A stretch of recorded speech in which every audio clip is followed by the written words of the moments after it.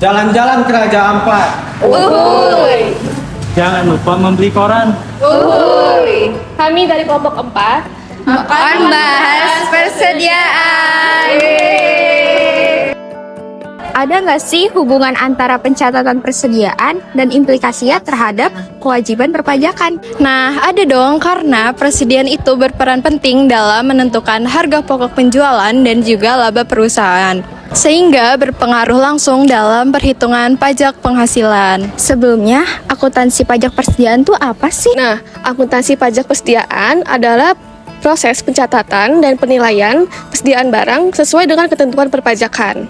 Persediaan mencakup barang yang akan dijual kembali atau digunakan dalam proses produksi. Penerapan metode yang tepat itu penting agar perhitungan laba kena pajaknya menjadi akurat dan sesuai dengan ketentuan yang berlaku.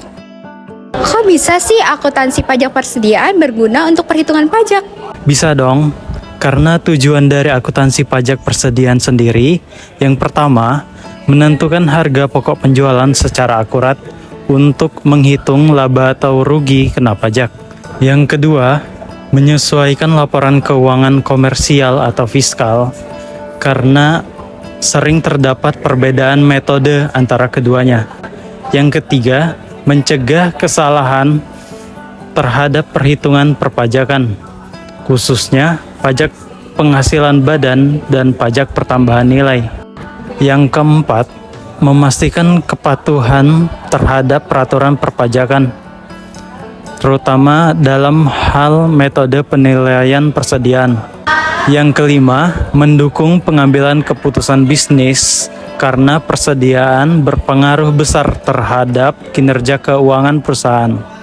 Sebentar, tadi disebutkan kalau laporan keuangan fiskal dan komersial itu terdapat beberapa perbedaan. Emang perbedaannya apa sih? Nah, sebelumnya kita mesti tahu dulu nih, apa sih perbedaan antara akuntansi komersial dan akuntansi fiskal.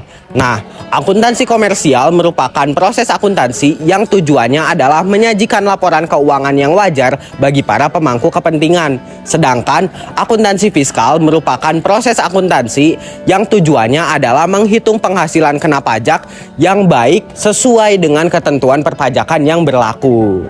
Nah, untuk perbedaan metode pencatatan persediaan antara akuntansi komersial dan akuntansi fiskal adalah jika di akuntansi komersial itu diperbolehkan menggunakan pencatatan persediaan metode LIFO, last in first out. Sedangkan dalam akuntansi fiskal, metode pencatatan persediaan dengan menggunakan last in first out atau LIFO itu tidak diperbolehkan atau tidak diakui oleh Direktorat Jenderal Pajak. Sehingga kita perlu melakukan rekonsiliasi fiskal agar laba pajak yang dihitung itu bisa benar dan tidak menimbulkan salah penghitungan pajak.